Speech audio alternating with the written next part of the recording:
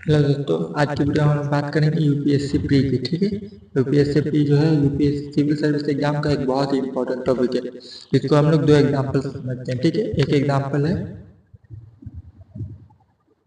Student ए। ठीक है, एक एग्जाम्पल है बी। ठीक है, ये है कि जो प्री के लिए भी पढ़ता है, मेंस के लिए भी पढ़ता है,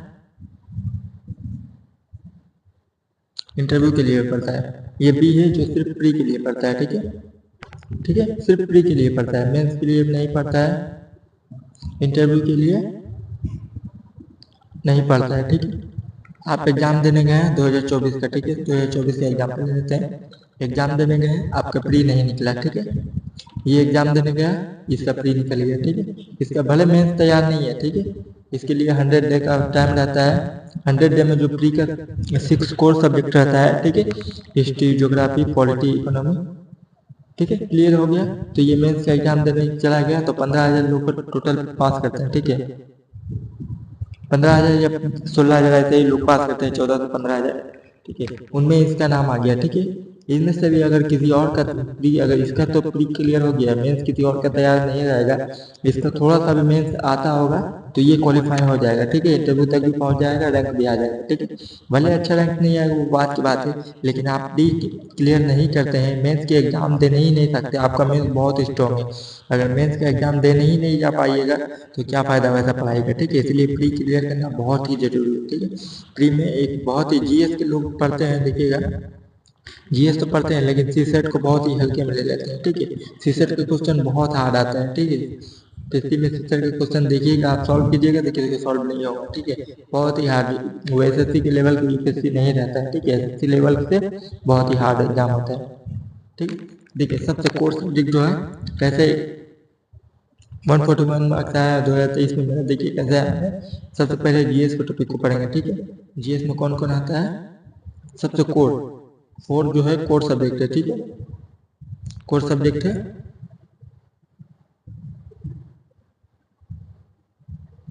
कोर सब्जेक्ट कौन कौन से है, हिस्ट्री है,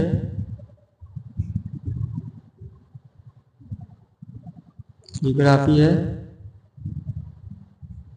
पॉलिटी है और इकोनॉमी है।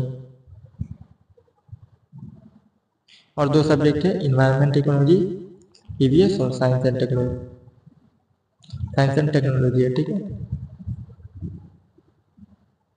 एंटेक है। ठीक है, और इंटरनेशनल रिलेशन से भी क्वेश्चन आता है, आईआर से। ठीक है, आईआर से ज़्यादा करंट अफेयर में आता है, इससे स्टैटिक का कोई पार्ट नहीं है। देखिए ये पॉलिटी जो है, ये 90% जो है पॉलिटी का जो है 90% जो क्वेश्चन आता है वो स्टैटिक का पार्ट रहता है। ठीक है, याद करके रखिएगा।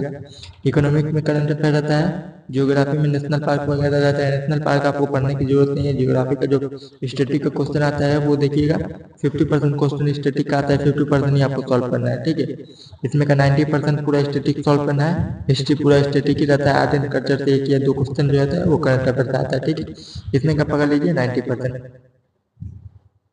ठीक है, 90% स्टैटिक, इसका भी 90% स्टैटिक। ठीक है, इन्वायरमेंट का करंट अफेयर स्टैटिक दोनों रहता है, साइंस एंड टेक्नोलॉजी का भी करंट अफेयर और स्टैटिक दोनों रहता है। ठीक है, ये कोर सब्जेक्ट आपको पूरे सबसे ज़्यादा पढ़ना है। ठीक है, हिस्ट्री और जियोग्राफी, हिस्ट्री और पॉलिटी और जियोग्राफी, तीन सब्जेक्ट। ठीक है, और इकोनॉमी का स्टैटिक पढ़ना है, उसके साथ करंट अफेयर का लिंक। ठीक है, environment technology, science and technology का भी करंट अफेयर का लिंक। ये तीनों जो है, देखिए ये तीनों जो है करंट प्लस स्टैटिक। ठीक है, स्टैटिक प्लस करंट। ठीक है, ये तीनों जो है, ये तीनों जो है वो ज़्यादा 90% स्टैटिक,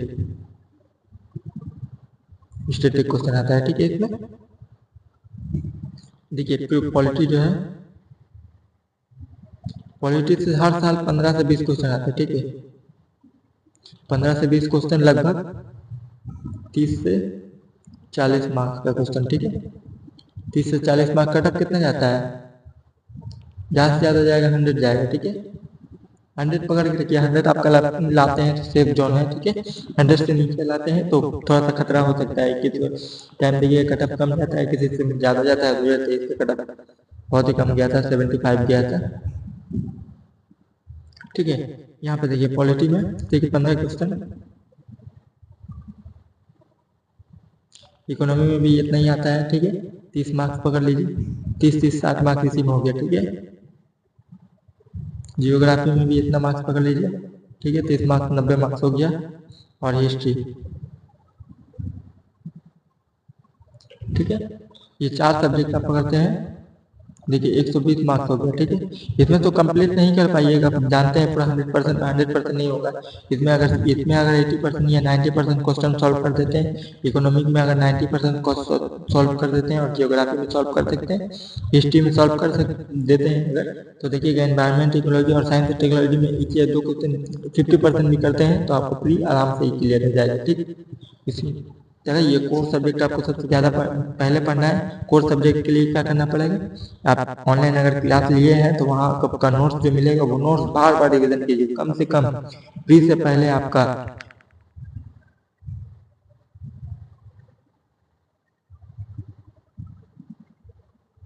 बिफोर प्री कम से कम 20 बार रिविजन होना चाहिए,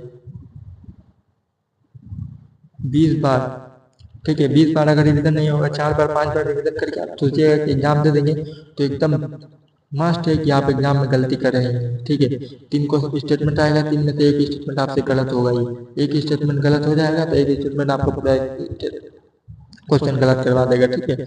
20 टाइम रिविजन, जितना बार रिविजन करिएगा उतना सोचने, मतलब आपको, मतलब क्या बोला जाए कि क्वेश्चन, मतलब एक झलक देखते ही क्वेश्चन आप पहचान लीजिएगा, ठीक है। रिविजन और प्रैक्टिस, कम से कम 100 टेस्ट, ठीक है। 100 टेस्ट आपको देना ही पड़ेगा, ठीक है। 100 क्वेश्चन वाला 100 टेस्ट, ठीक है। 10,000 क्वेश्चन हो जाएगा,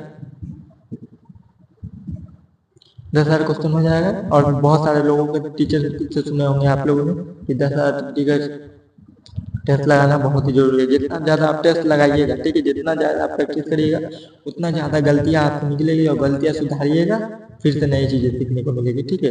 जैसे प्रैक्टिस किए, यहाँ पे गलती हुआ, जैसे कोई भी क्वेश्चन सॉल्व कीजिएगा ना, देखिएगा यहाँ पे गलती हुआ, ठीक है। दोबारा सॉल्व कीजिएगा तो देखिएगा आपको याद रहेगा कि यहाँ पे मुझसे गलती हो रहा है, ठीक है। तीसरा बार कीजिएगा तो वो देखिएगा गलती से ठीक हो गया है, ठीक है।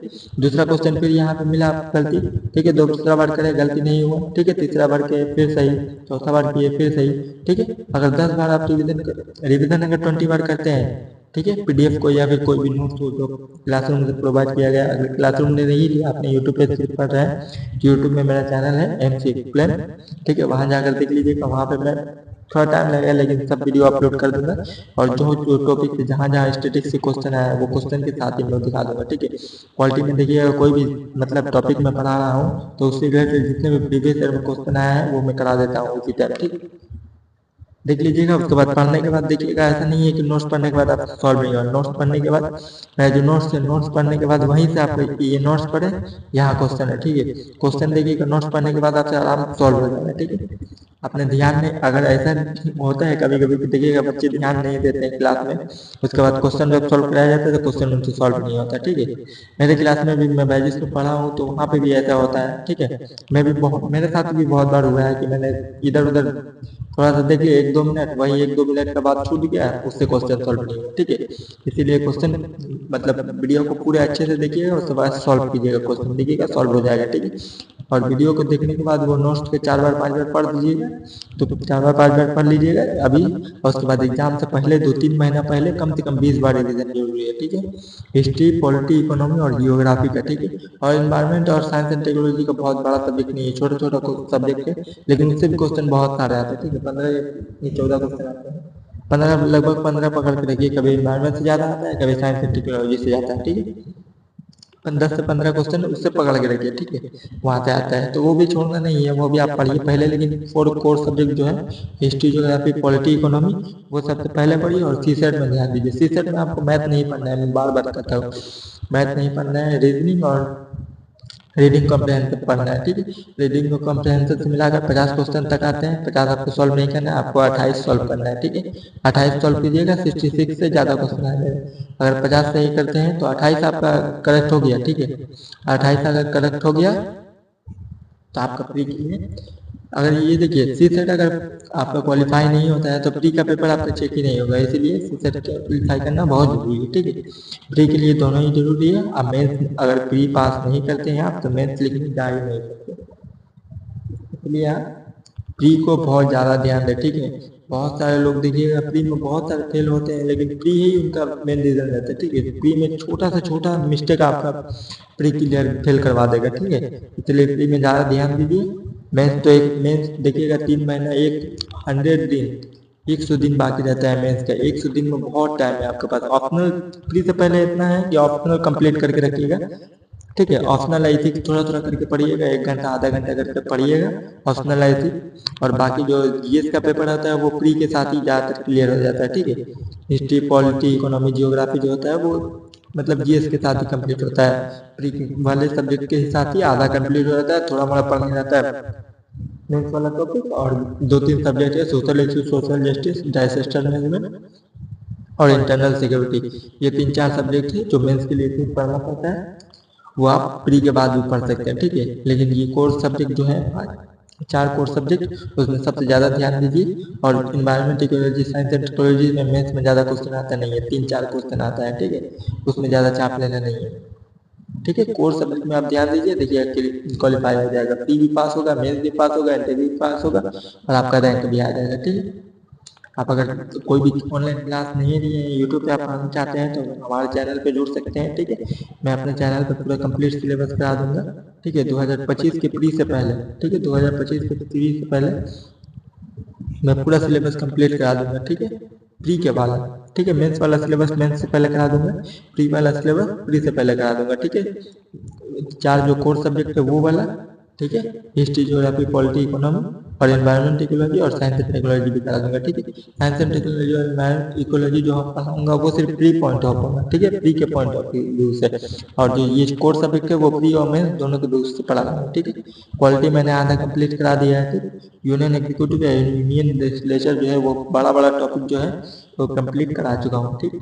आपने नहीं देखा तो जाकर प्रीवियस वीडियो में देख लीजिएगा, ठीक है। चैनल पर प्ले लिस्ट बनाया हुआ है, प्ले लिस्ट में जाइएगा तो टॉपिक एक लाइन से आपको मिल जाएगा, ठीक है।